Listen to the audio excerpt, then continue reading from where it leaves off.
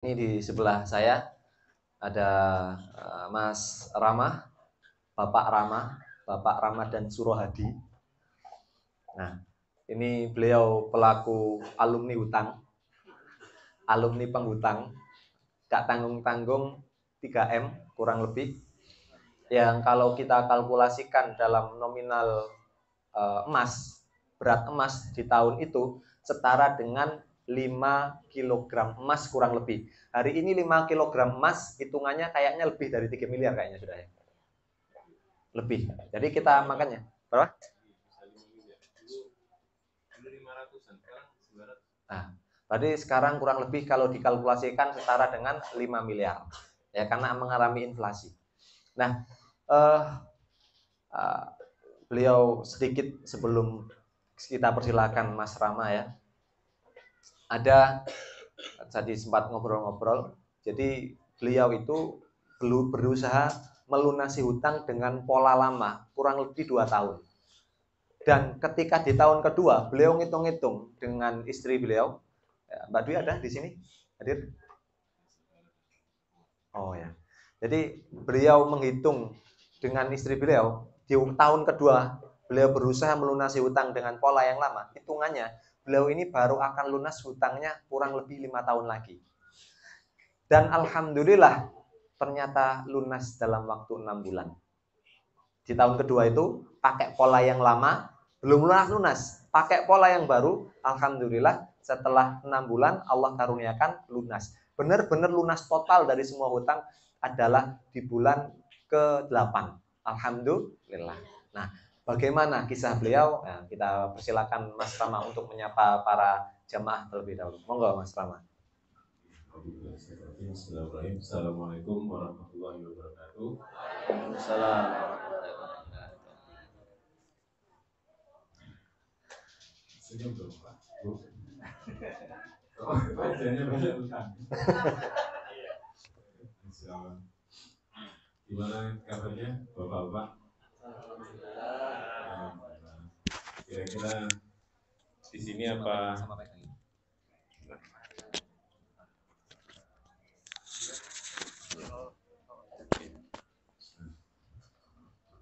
Ibu-ibu, gimana kabarnya? Sebelumnya apa di sini di antara Bapak Ibu ada yang pernah merasakan punya hutang di atas 1 miliar?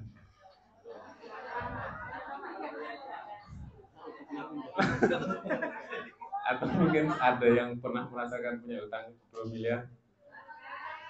Ibu-ibu tahu 3 miliar itu berapa juta?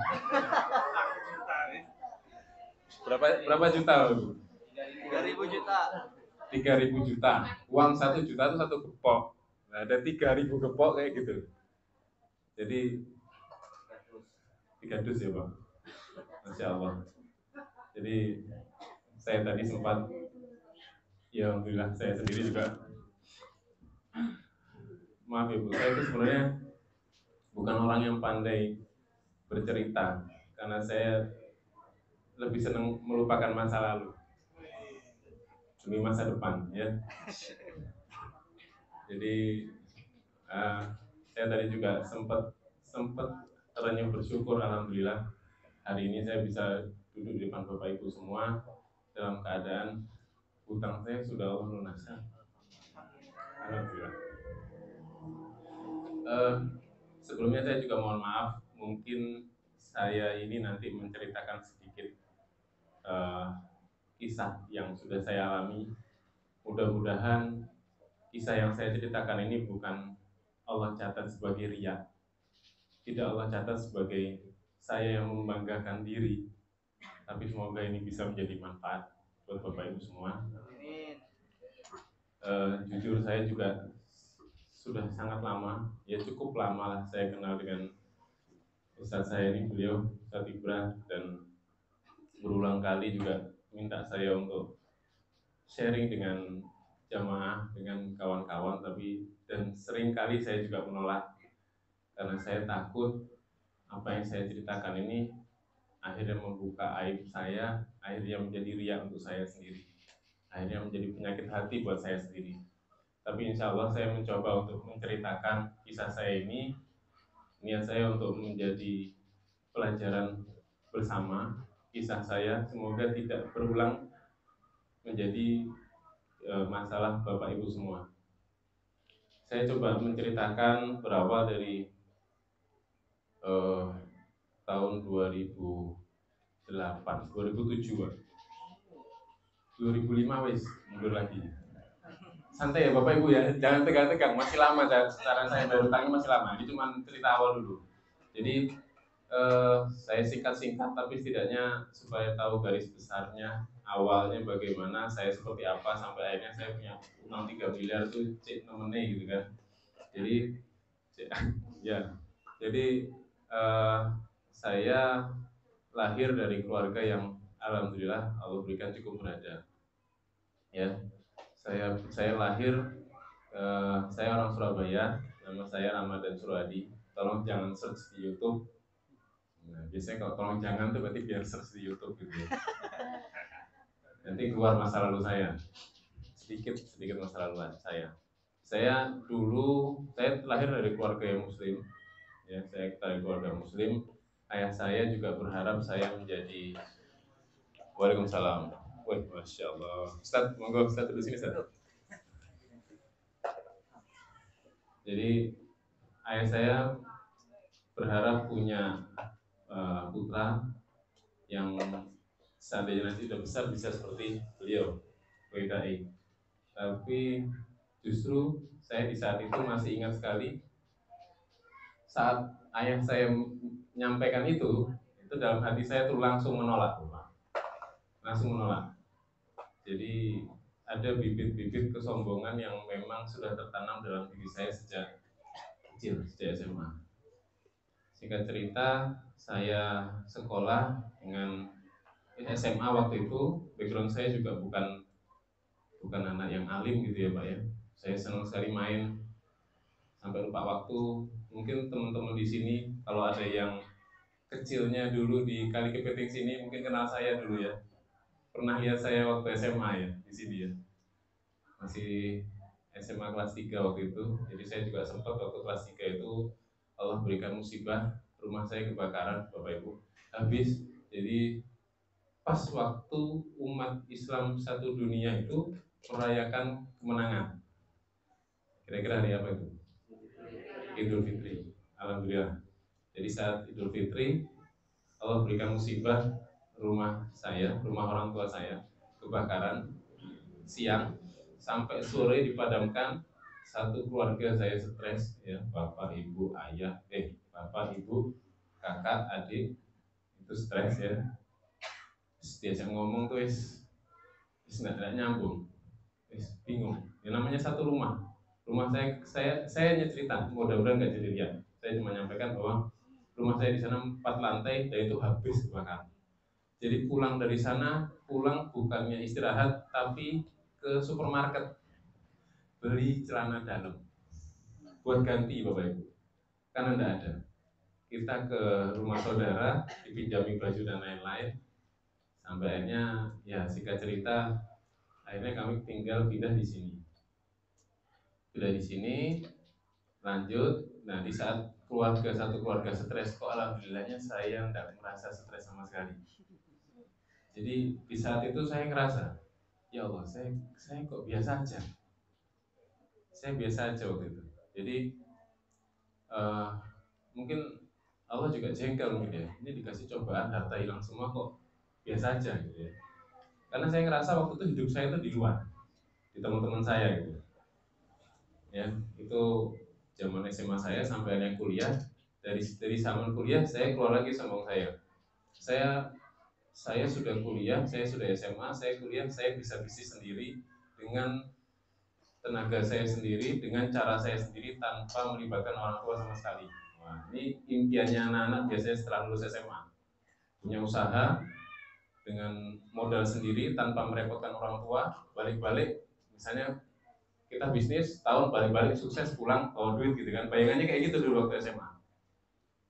Dan itu saya lakukan Bapak Ibu. Saya lakukan waktu zaman kuliah.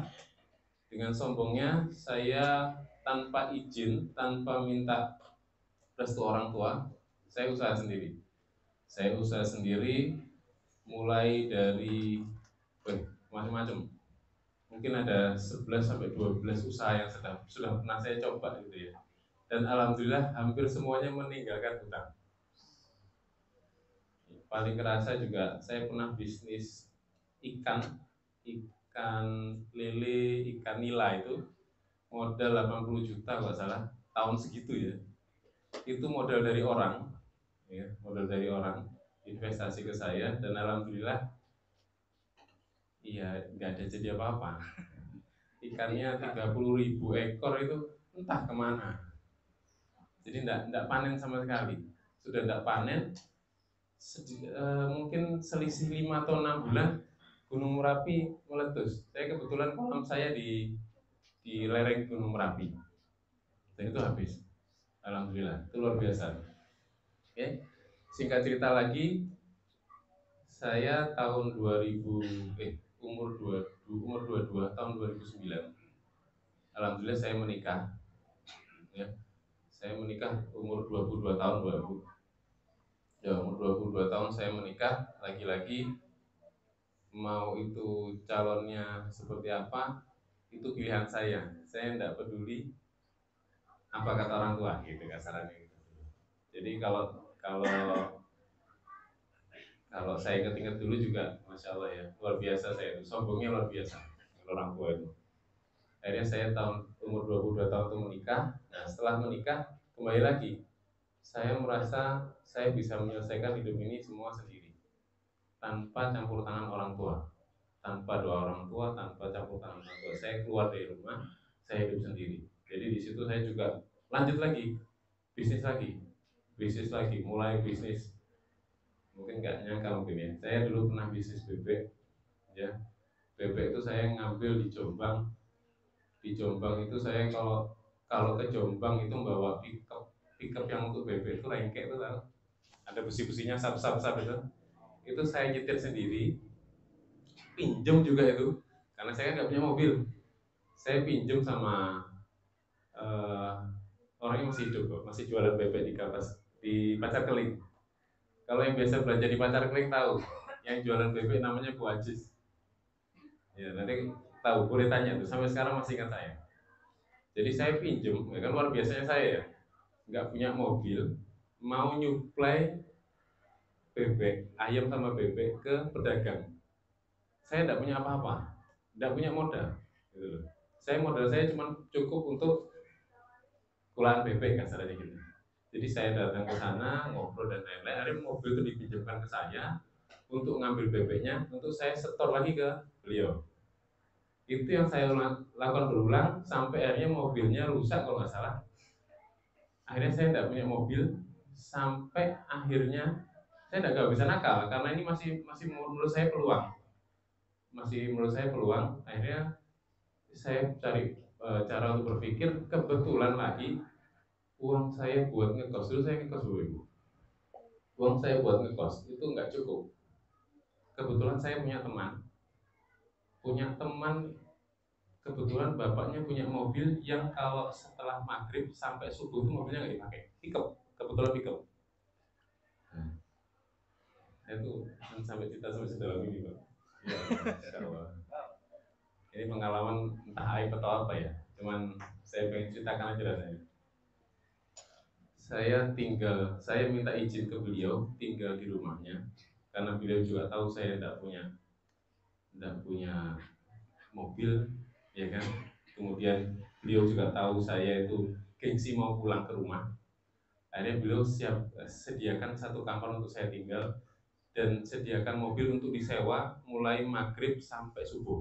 Nah, itu peluang buat saya. Saya tinggal gratis, kemudian mobil boleh disewa dari maghrib sampai subuh. Saya lanjutkanlah perjuangan saya menjadi supplier bebek atau ayam itu sama ayam. Saya lanjutkan Pak. Wah, luar biasa itu. Saya ingat waktu itu sehari dapat 600.000. Zaman itu.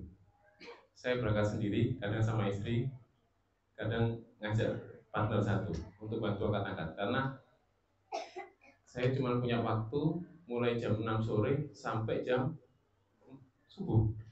Karena subuh itu harus dicuci, karena kalau bebek kan kotor. Jadi harus dicuci bersih karena beliau berangkat kerja itu untuk ngangkut barang-barang bersih kayak tepung dan lain-lain. Jadi harus bersih. Jadi saya sudah disuruh sewa, disuruh nyuci bersih, waktu nggak boleh telat. Itu saya lakukan berulang sampai singkat cerita saingan mulai banyak.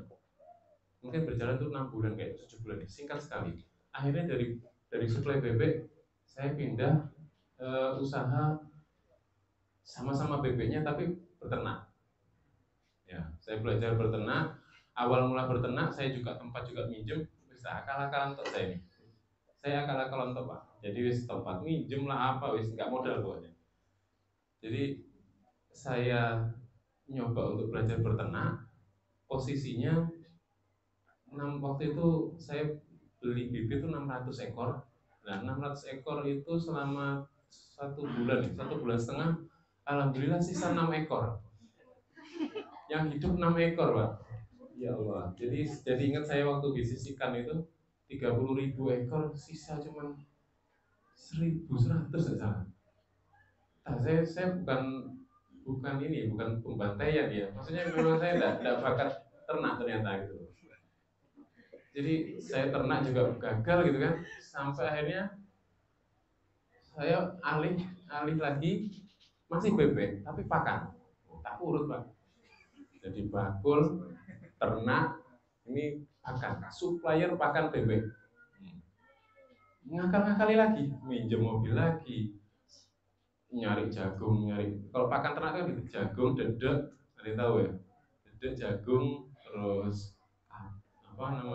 kupang, tepung ikan, tulang ikan, ya kalau yang tahu pakan-pakan daging. Itu saya belanja, terus saya giling, itu ditambah wedi, kalau tahu tambah wedi ya. Saya masih ingat tambah wedi 1 ke 3 kalau nggak salah. Saya sewa tempat di situ karena murah. Saya bangun pabrik di situ, pabrik tapi pakai bambu, tapi judulnya pabrik. Jadi saya kalau ketemu teman-teman bisnis apa? Pabrik pakan, luar biasa. Tapi saya pakai bambu waktu itu. Saya ingat bangunnya waktu itu habis 3 juta. Bangun sama nguruk. Tapi ya itu modal nekat lagi. Saya bikin pakan waktu itu produksi pakai cangkul. Jadi pakan itu saya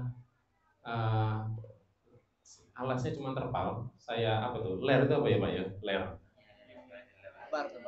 Nah iya, pokoknya di ler habis itu dicampur itu pakai apa coba Bu?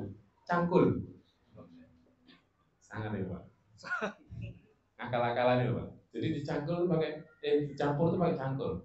Dicampur pakai cangkul, kita timbang, kita saking rapi, kita jual. Saya produksi pertama 1 ton, kalau di kedua 1,5 ton. Dan alhamdulillah 2 bulan itu tidak ada yang terbayar. Kalau nggak salah dari 2,5 ton itu kayak terbayar paling 1 kintal lah, 2 kintal. Wah itu luar biasa. Tapi saya masih ngeyel. Berangkat lagi sudah, kok ketemu teman kakak kelas punya bisnis tuh bebek juga. Saya supply, kebetulan waktu beliau punya bisnis bebek peternakan ya. Beliau pindah ke peternakan ayam. Sekali bikin peternakan ayam 30.000 ekor. Alhamdulillah saya jadi suplainya. Dan yang tadinya saya 1 sampai 1,5 ton, bulan ke-5 kalau nggak salah saya bisa tembus produksi sampai 30 ton per bulan. Masya Allah tuh, luar biasa. Baru ngerasain nikmatnya bisnis. Ini kan kalau orang 5 bulan dari 1 ton ke 30 ton itu kan istilahnya perkembangannya luar biasa ya bisnisnya. Kira-kira kalau Bapak Ibu waktu di posisi itu punya bisnis perkembangan seperti itu, dilepas apa digaspol Pak? Diperjuangkan apa dilepas Pak? Qadarullah di saat itu orang tua saya marah, kamu kemana ndak pulang-pulang? Biarpun saya di Surabaya, tapi orang tua sudah kadang jengkel, disuruh pulang, disuruh tinggal di rumah, disuruh bisnis sama orang tua. Sudah selesai kamu bisnis sendiri, bisnis orang. Kalau enggak tak coret dari kakak. Pilih mana Bu? Bisnisnya di gaspol atau ya bisnisnya di gaspol tapi di kakak dicoret, atau pulang meninggalkan bisnis. Itu berat itu Pak ya. Gimana caranya dikasihkan orang tapi tetap profitnya? Enggak. Kalau waktu itu saya belum ada orang yang dipercaya, Dan akhirnya qadarullah saya lepas itu bisnisnya, saya milih pulang. Saya mencoba untuk akhirnya mulai bisnis lagi dari nol. Zaman itu bisnis kopi lagi in. Jadi saya waktu itu bikin kursus kopi barista, ingat tahun 2010. Masih ingat ya, bisnis kopi lagi naik-naiknya. Saya bisnis itu bikin resto dan lain-lain sampai akhirnya tahun 2016, 2015 tutup. Sorry, yang satu sudah tutup duluan setahun setelahnya, yang satunya akhirnya tutup di tahun 2015. Jadi ternyata bisnis dengan orang tua tetap juga masih gagal. Alhamdulillah. Ini entah saya cerita ini bisnis yang keberapa ya Pak ya. Tapi alhamdulillah semua tutup dan sebagian besar meninggalkan hutang. Akhirnya tahun 2015 karena saya waktu itu ambil kuliah itu ekonomi dan geologi, saya akhirnya ambil kerja survei geologi di Pulau Buton.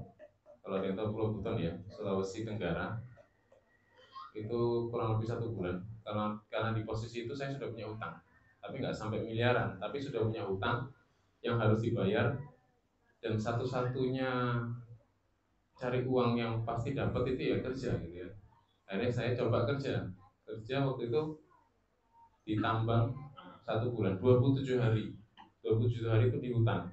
Jadi ngerasain jalan 12 kilo di hutan, kemudian nginep tidak boleh pulang gitu ya di sana. Saya ngerasain itu, dan saya juga sempat survei geologi laut itu di perairan Aru, di bawah Maluku, di bawah Papua Barat, di atas Australia. Jadi pas perbatasan antara Indonesia dan Australia.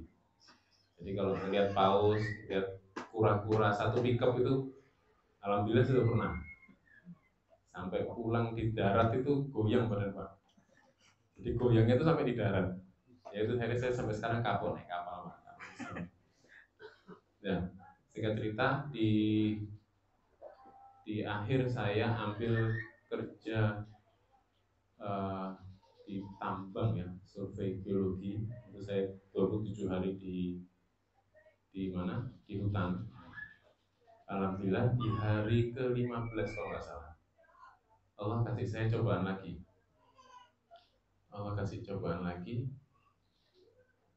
Istri saya minta cerai.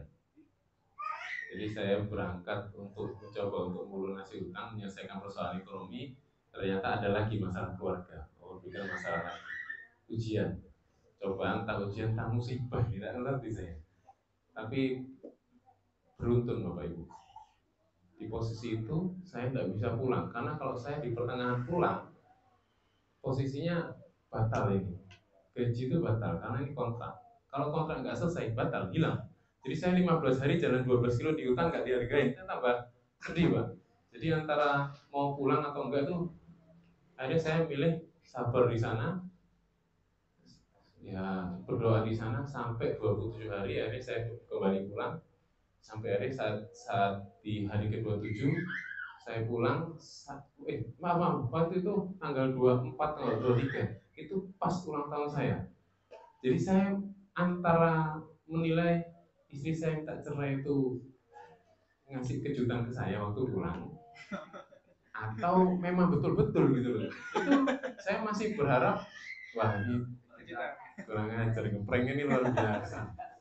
Ini ngepranknya kok parah gini gitu kan dalam hati. Tapi dalam hati, nah kalau beneran gimana? Nangis lagi kan? Nangis nanti waktu ibu diri, enggak lah ini prank gitu kan.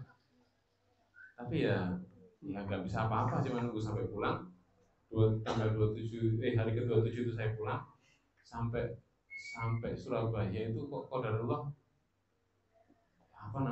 cuacanya tuh sangat mendukung, hujan deras, banjir, dan ternyata memang betul istri saya minta cerai.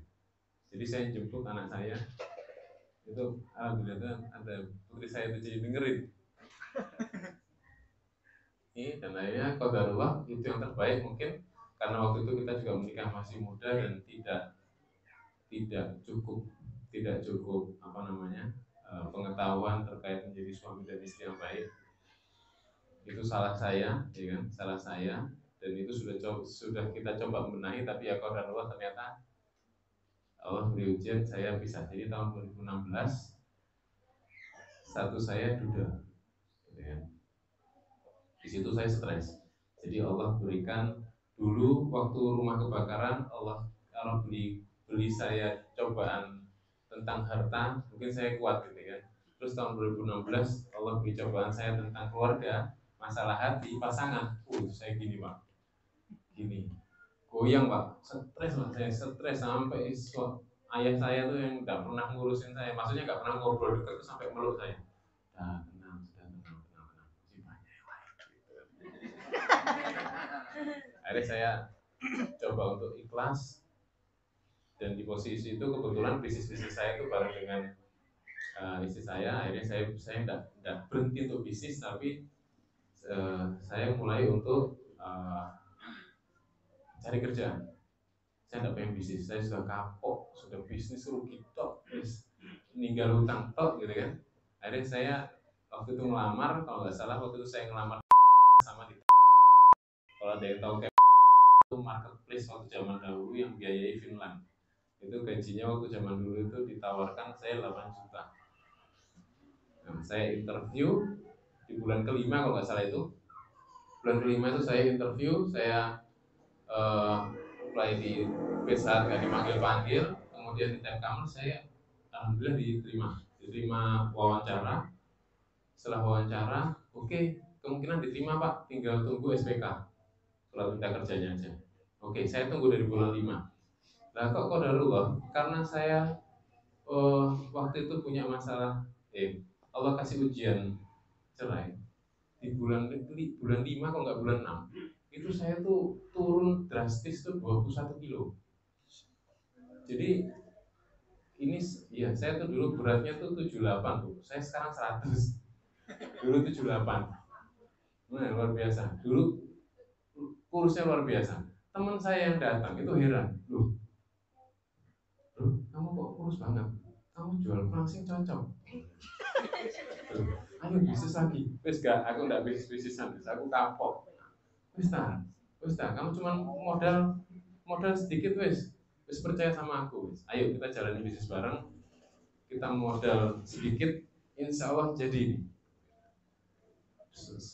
Satu hari didatengin, besoknya dia curhat, aku nggak bisa bayar listrik ini, minta tolong, ayolah kita bisnis dan lain-lain. Akhirnya karena kayak saya iba dengan beliau ini, akhirnya saya terimalah tawarannya bisnisnya. Saya ingat modalnya 6 juta. Modal 6 juta, 2 juta buat beli bahan baku, sisanya untuk bikin PT. Ya, zaman itu tahun 2016. 2016 akhirnya kita usaha, dan usahanya produknya adalah pelangsing. Jadi saya waktu itu, kalau mungkin tahun 2016 pernah dengar green coffee.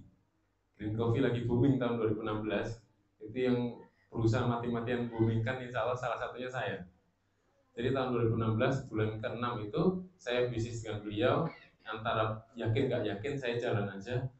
Sampai ada di bulan 6, 7, 8, 9, 10 saya dipanggil sama Telkomsel. Bulan 10, yang tadi nerima saya kerja itu, gaji 8 juta itu saya dipanggil, Mas, SPK-nya sudah keluar. SPK-nya sudah keluar itu. Wih, Masya Allah. Ini mereka datang bukan kabar baik buat saya. Tadinya saya nunggu-nunggu, tapi setelah beliau datang itu bukan jadi kabar baik. Karena apa? Qadarullah, Allah juga berikan kemudahan untuk bisnis saya.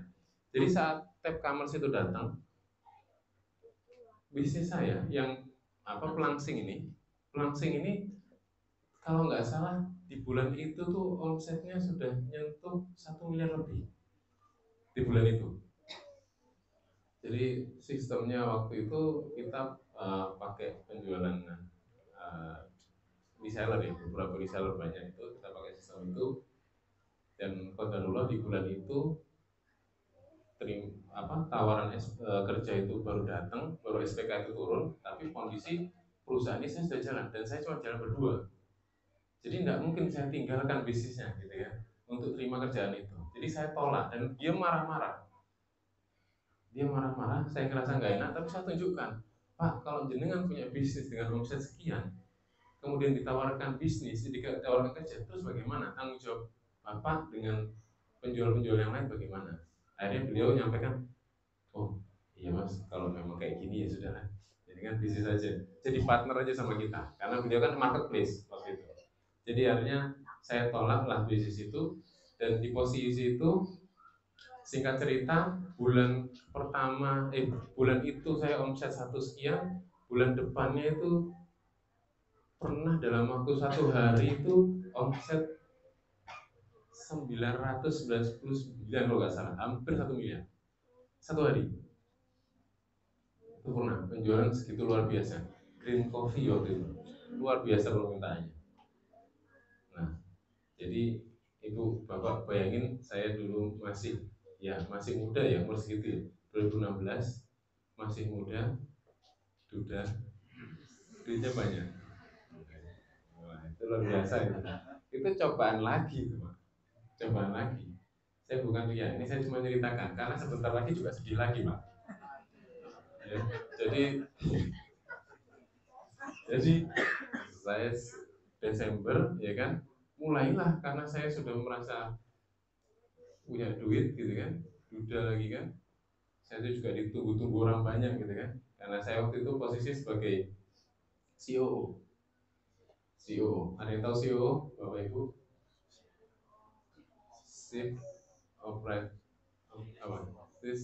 Chief Operating Officer ya. Nah, ini pasti ketahui ya. Oh, iya. Ya.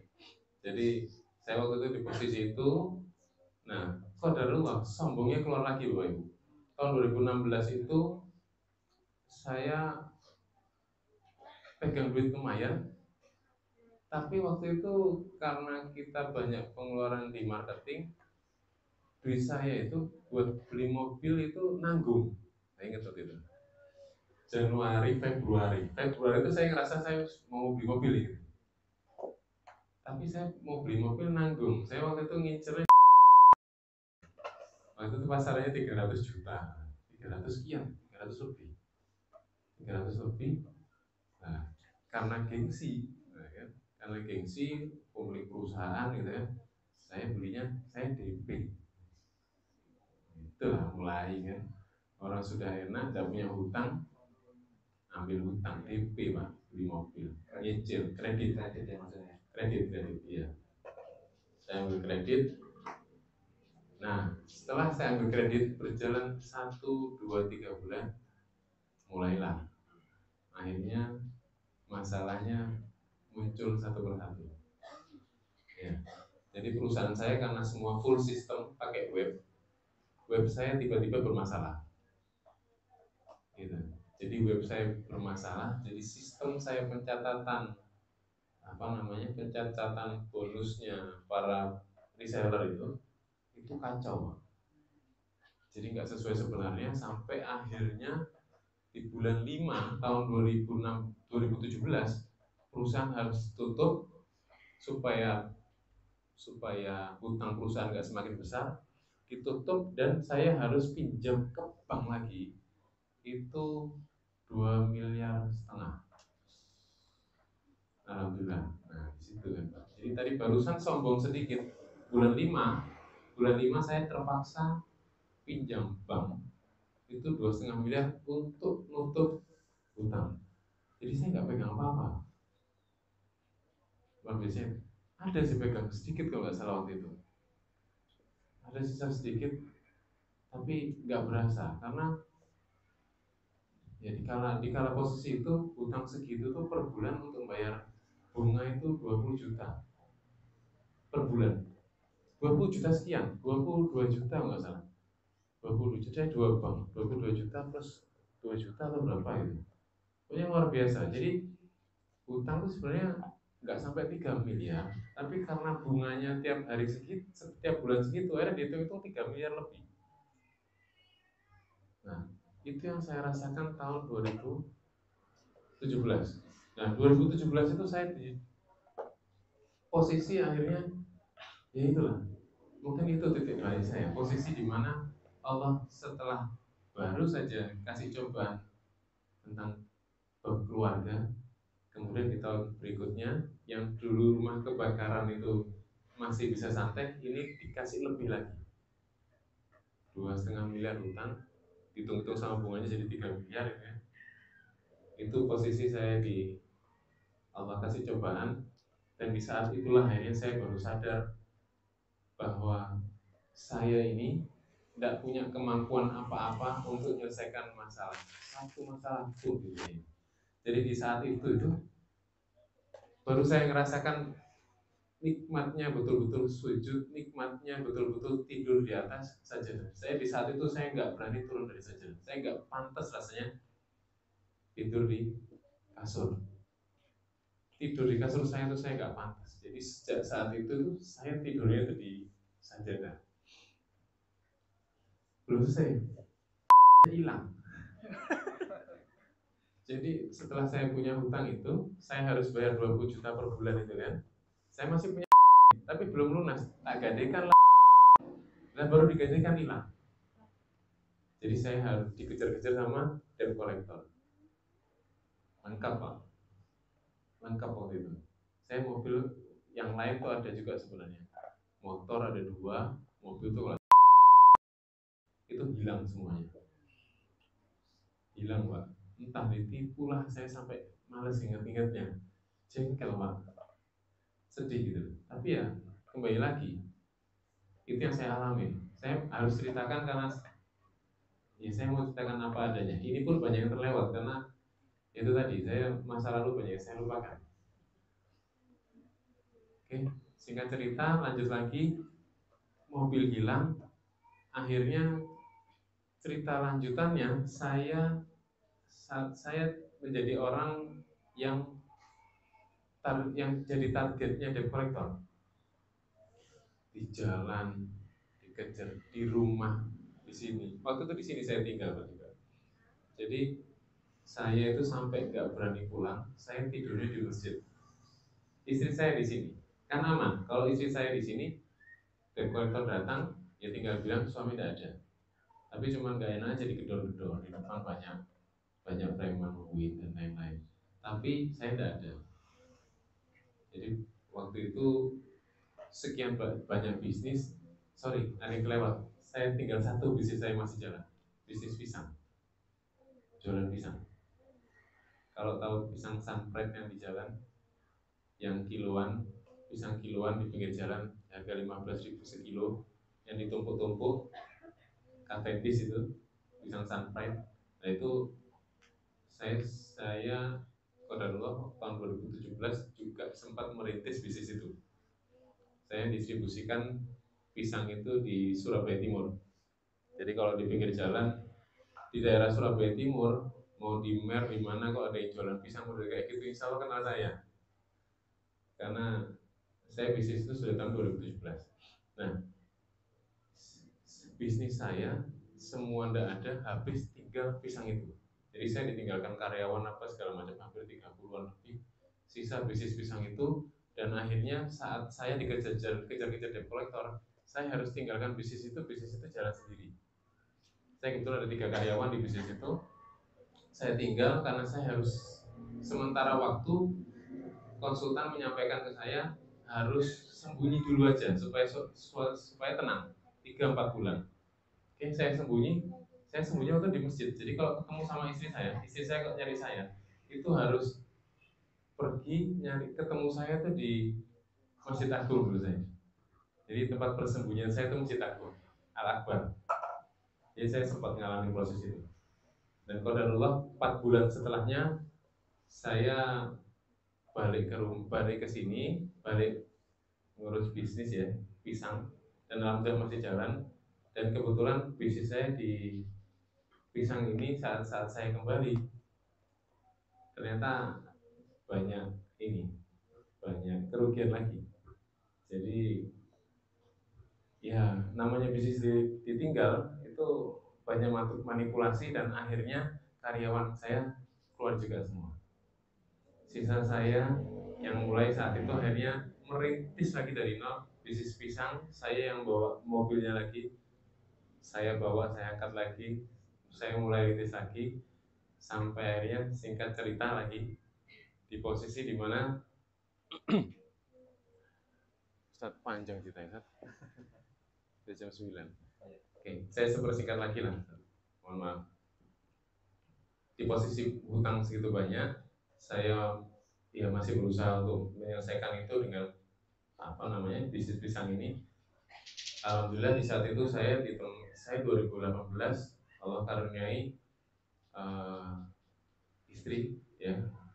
Saya nikah tahun 2018, nikah lagi tahun 2018. Di saat itu pula akhirnya beliau datang ke Surabaya dengan wajah kaget karena ketemu saya dengan banyak hutang. Luar biasa itu. Punya istri, harapannya suami datang dari Kalimantan kan, istri saya dari Kalimantan, kerjanya sudah mapan di bank waktu itu, tapi saya minta berhenti. Akhirnya sampai Surabaya, tahu suaminya ternyata hutangnya banyak, bukan ratusan juta tapi miliaran. Ya, kalau bapak ibu punya suami kayak gitu kira-kira gimana? Tapi ya alhamdulillah beliau yang menemani sampai detik ini. Di saat itu pula akhirnya bisnis pisang ini, saya jualan pisang ini ditemani beliau, ya naik pickup bareng gitu kan, ngirim barang ke pasar gitu kan, ya nagih hutang bareng. Saya hutang juga ada, tapi orang yang hutang saya juga banyak. Jadi saya nagih hutang tuh ya sampai nangis, sampai capek, sampai akhirnya karena saking capeknya ya akhirnya wis ikhlas. Ada titik di mana sampai saya tuh capek nagih sampai saya ikhlaskan. Wis capek nih, wis capek nagih, ayo kita ikhlaskan saja. Dan akhirnya di posisi itu akhirnya saya ikhlaskan. Motor hilang dibawa pedagang juga saya ikhlaskan, gitu kan. Dan saya ngerasa saya waktu itu ngitung-ngitung gitu. Bisnis ya alhamdulillah, saya jalan bisnis ini saya telateni, bisnis pisang ini, dan akhirnya bisa saya untuk buat makan. Dan ada beberapa bisnis juga yang akhirnya bisa menjadikan saya sedikit demi sedikit bisa nyicil utang itu. Allah mudahkan di saat itu. Nah, setelah saya jalan, singkat cerita lagi, setelah saya beberapa waktu, saya coba ngitung dengan istri saya duduk di kamar berdua, nih coba dihitung kira-kira hutang kita ini yang dilihat nggak berkurang-kurang ini, kita berkurang itu sedikit sekali. Ini kira-kira kita bisa selesai itu berapa tahun? Kita bisa selesai ini itu tahun 2020 nih, kita bisa selesai ini paling cepat 5 tahun. Itu paling cepat 5 tahun. Itu kalau kita bisnisnya stabil terus, tidak ada berkurang, terus kita nggak bayar anak sekolah gitu kan, itu 5 tahun selesai. Tapi kalau ada pengalaman di mana di saat saya diajak ke satu pertemuan yang satu komunitas di mana punya Riyadhah itu berbagi nasi Jumat. Kalau teman-teman tahu mungkin Sijub ya. Saya datang ke rakornya di Klaten waktu itu. Saya juga bukan orang yang suka sedekah waktu itu. Saya datang di sana, saya lihat, saya dengar ceritanya, ternyata orang-orang yang suka sedekah, ternyata orang-orang yang banyak masalah. Jadi orang-orang dari Medan, dari mana-mana, dari Kalimantan datang ke sana, itu ternyata punya masalah masing-masing. Dan itu masalahnya bukan masalah yang biasa, ya hampir sama kayak saya. Tapi saya datang ke sana waktu itu dalam posisi oke, banyak utang, tapi saya masih lumayan, masih ada cukup penghasilan lah waktu itu. Tapi teman-teman yang datang waktu itu ke sana adalah untuk beli nasi bungkus untuk dibagi aja. Itu sampai istilahnya besok dia sendiri makan apa aja nggak ngerti. Tapi dia rela berbagi karena mereka melihat ketenangan dan kepuasan tersendiri dari berbagi. Dari situ saya terenyuh karena banyak teman-teman di sana itu yang hidupnya berubah karena sedekah. Dari situ pulang dari sana tuh saya mulai tersadar bahwa ya mungkin ini yang saya lupa, inilah yang saya luput gitu kan. Allah nggak berikan saya rezeki mungkin karena saya pelit, nggak punya uang aja pelit gitu kan, apalagi punya uang gitu kan. Mungkin dari situ saya lihat, oh iya, saya coba akhirnya dengan ketemu ini bapak-bapak ini guru saya kemarin waktu pertama kali Sijum kan. Ini teman-teman Sijum ini. Ada 2 orang teman-teman Sijum di sini yang ngajari saya bagaimana caranya berbagi. Saya hanya ikut kegiatan berbagi, ya sekedar ikut-ikutan. Saya ikut berbagi tiap hari Jumat, ya kan, berbagi nasi untuk orang lapar, terus di hari Jumat di masjid, ya, untuk tamunya Allah. Luar biasa. Ada empat keutamaan berbagi nasi di hari Jumat di rumahnya Allah. Itu saya lakukan di tahun 2020. Saya coba istiqomah lakukan itu sampai akhirnya qadarullah Allah gerakkan hatinya teman-teman untuk support saya untuk kita buka warung makan gratis di sini. Mungkin ibu-ibu ada yang sudah tahu ya, tahun 2021 ya, 2021 bulan September kalau nggak salah, kalau nggak Oktober itu akhirnya kita ikhtiar biarpun waktu buka itu tangan dingin loh, dredeg, karena kita paham bahwa amal yang paling baik adalah amal yang biarpun sedikit tapi istiqomah. Jadi saya ikhtiar kalau sampai kita buka jangan pernah tutup, saya bilang Bismillah gitu kan. Saya sama kawan-kawan ya, sampai rapat di sini meja bundar, kayak rapat bisnis yang luar biasa. Padahal kita mau bisnis warung gratis. Akhirnya Oktober sama teman-teman akhirnya kita buka warung makan gratis di sini. Dan qadarullah namanya rezeki itu, yang tadinya saya mikir itu rezeki bakal dari saya, ternyata enggak. Freezer datang dari luar. Freezer datang tuh enggak cuman freezernya aja, sama isinya, mau ikan laut, cumi dan lain-lain itu dikirim. Orang datang bawa sayur, orang datang yang masak, orang yang bantu untuk penyajian dan lain-lain, itu Allah datangkan. Itu luar biasa. Singkat waktu warung makan gratis ini berjalan. Di sini Pak, ini musola ini dulu warung makan gratis. Yang belum tahu ya, ini separuh ini warung makan gratis. Jadi bukan masjid ini dulu ya. Dulu ini warung makan gratis. Nah, warung makan gratis berjalan waktu itu tahun 2022.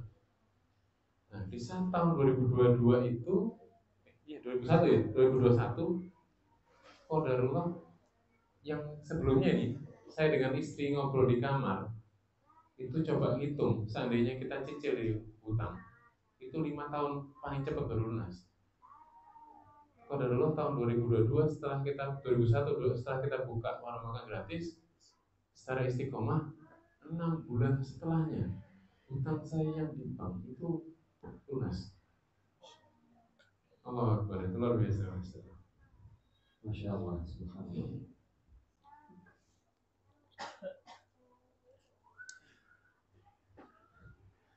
Itu betulan.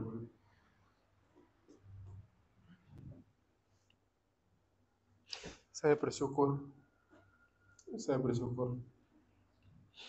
Dan itu bukan sesuatu yang saya rencanakan. Rezeki yang datang dari arah yang tidak disangka-sangka itu betulan. Mungkin saya kalau cerita lebih panjang lagi bisa sampai besok pagi Bapak Ibu.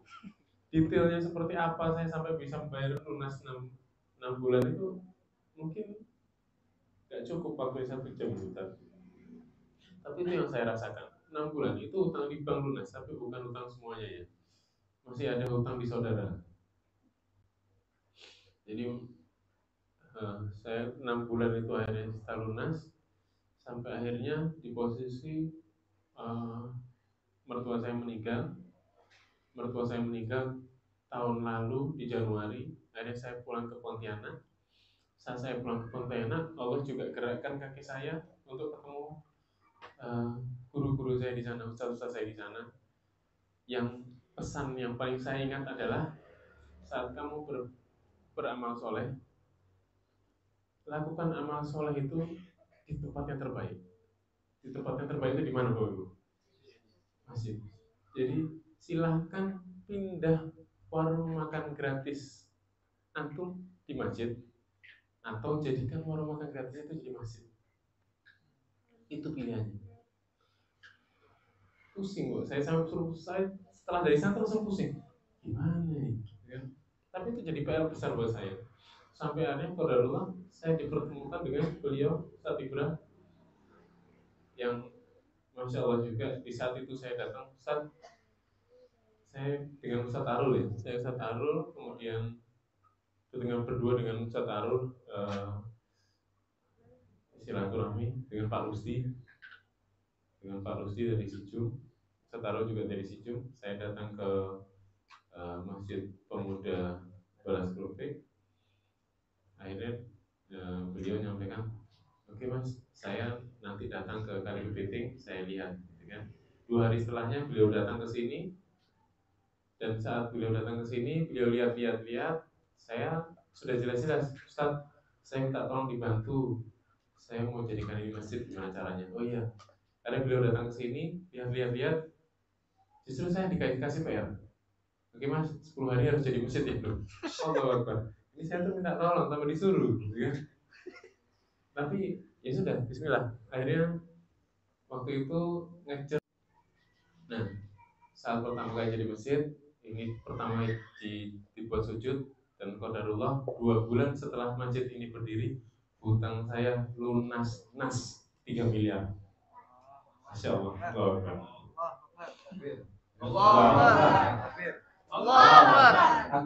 Allah. Jadi 3 hal. Jadi kesalahan saya yang bisa dilihat sebenarnya, saya terlalu fokus pada hal yang harus dipelajari harusnya terakhir. Jadi saya menilai bahwa 3 poin yang harus kita pelajari untuk kita bisa sukses. Yang pertama, perbaiki hubungan dengan Allah dulu. Perbaiki diri, baru perbaiki hubungan kita dengan orang lain. Bisnis itu sebenarnya bagian dari poin ketiga ini. Memperbaiki dengan orang lain. Saat kita berbisnis itu kan kita bermuamalah dengan orang lain, kita berhubungan dengan orang lain, kita bermanfaat dengan orang lain, akhirnya terkonversilah jadi profit, jadi pendapatan dan lain-lain. Jadi itu poin terakhir sebenarnya. Dan saya baru sadarnya kok terakhir gitu. Allahu Akbar. Itu karena sombongnya saya tidak pernah belajar. Harusnya seandainya saya polanya ini dirubah, saya benahi dulu di awal hubungan saya dengan Allah. Karena apa? Apa yang saya lakukan di 1 tahun terakhir, 1,5 tahun terakhir ini, itu sudah Allah janjikan gitu loh. Allah janjikan sukses semua gitu. Sedekah, ikhlaskan hutang. Itu secara nggak sadar apa yang saya lakukan itu, ya itu memperdekat diri dengan Allah. Kalau ada yang jahatin, sing sabar. Ya kan? Orang nipu, sabar. Orang punya hutang, saya ikhlaskan. Saya belajar untuk ikhlaskan. Kemudian saat sempit, saya sedekah. Saya waktu mulai buka warung makan, hutang saya masih 2,5 miliar. Saya buka warung makan, jadi orang bilang, kan duit hutang masih bagi-bagi. Kok yo. Tapi ya saya percaya bahwa janji Allah itu pasti. Jangan pernah meragukan janji Allah. Itu sudah janji Allah. Kita janji manusia aja percaya, apalagi janji Allah. Jadi saat saya sadar saat itu ya itu tadi. Saat kita sudah benahi hubungan kita dengan Allah, otomatis diri kita akan lebih baik. Ya. Saat kita perbaiki hubungan dengan Allah, pasti kita di situ sadar Allah punya janji, Allah punya Quran, Allah berikan utusannya Nabi dan Rasul, yang kita nih hanya tinggal mencontoh. Bisnis yang baik itu ya bisnis seperti Rasulullah. Hubungan yang baik dengan masyarakat ya dengan caranya Rasulullah berhubungan dengan masyarakat. Sabarnya beliau, gitu kan? Itu yang sebenarnya harusnya kita pelajari di awal sebelum kita belajar ilmu marketing lah, ilmu keuangan lah, ilmu bisnis ayam bebek dan lain-lain. Itu tuh terakhir gitu loh. Kadang kita lupa yang utama itu ini hubungan dengan Allah. Barulah diri sendiri ini upgrade diri, iman kita benar, akhlak kita benahi, adab kita benahi, kita tahu etika berbisnis seperti apa, etika bermuamalah seperti apa, kerjasama dengan orang, menghargai orang seperti apa. bantulah kita jalankan bisnis. Insya Allah selesai masalah. Kita ini hanya melakukan apa yang sudah dikasih tuntunan sama Allah. Allah sudah kasih tuntunannya, kita tinggal jalankan. Ya, saya pengen kita lebih detail lagi sebenarnya. Ada poin-poin, cuman tadarullah ini di jam sudah hampir udah diingetin ya. Udah jam 9 lebih. Mungkin ya Ustaz, mungkin itu hari ini yang sedikit bisa sampaikan. Saya mohon maaf sekali jika ada apa yang saya sampaikan ini tidak berkenan di hati, dan mudah-mudahan sekali lagi Allah tidak mencatat ini sebagai riya untuk saya, dan mudah-mudahan ini yang sedikit ini bisa bermanfaat. Ada baiknya ini semua dari Allah, dan ada buruknya ini murni dari saya. Oke, itu dari saya.